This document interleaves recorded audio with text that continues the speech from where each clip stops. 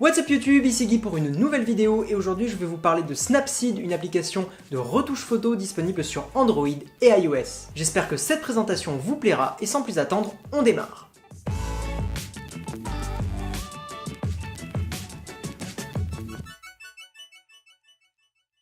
Développé par Google, Snapseed permet de retoucher les photos présentes sur votre téléphone. Pour le coup, il existe énormément d'applications similaires sur Android et iOS, mais elles sont souvent peu pratiques, incomplètes ou bourrées de pubs. Mais votre cher Guy, explorateur de l'App Store, du Play Store et des internets, est là pour vous dénicher la perle rare. Snapseed est donc une application à la portée de tous, elle conviendra parfaitement à des photographes amateurs ou semi-pro qui souhaiteraient retoucher une photo assez rapidement sans avoir de PC ou de Mac à leur disposition, et ceci avant de publier une photo sur un blog ou sur un réseau social, mais elle conviendra aussi à des utilisateurs moins expérimentés grâce aux filtres qui sont inclus dans l'application et qui, je trouve, sont très jolis et très faciles à prendre en main. Pour entrer dans les détails, l'application s'installe depuis le Play Store ou depuis l'App Store. Au lancement de l'application, vous devez choisir la photo à éditer et dès que c'est fait, vous aurez une petite icône de crayon dans un rond qui apparaîtra en bas à droite. Cette icône va permettre de sélectionner les outils ou les filtres que vous souhaitez appliquer sur votre photo. Pour donner un exemple dans cette vidéo, je vais choisir l'outil retouche. Et c'est là où je trouve que l'ergonomie est vraiment très bien pensée. Pour changer de réglage, vous balayez de haut en bas afin de sélectionner celui qui vous convient. Sur l'exemple, on peut aller de la luminosité à la chaleur, en passant par le contraste, la saturation, l'ambiance, les ombres et les tons clairs. Et ensuite, pour modifier la valeur du réglage sélectionné, vous balayez de gauche à droite, donc horizontalement. Dans l'exemple que je vous montre, je suis en train de modifier la luminosité. Concernant les filtres, c'est exactement le même fonctionnement avec des balayages verticaux ou horizontaux. Je vous conseille personnellement l'effet focus qui permet de mettre en valeur un élément sur une image. Il est très facile à utiliser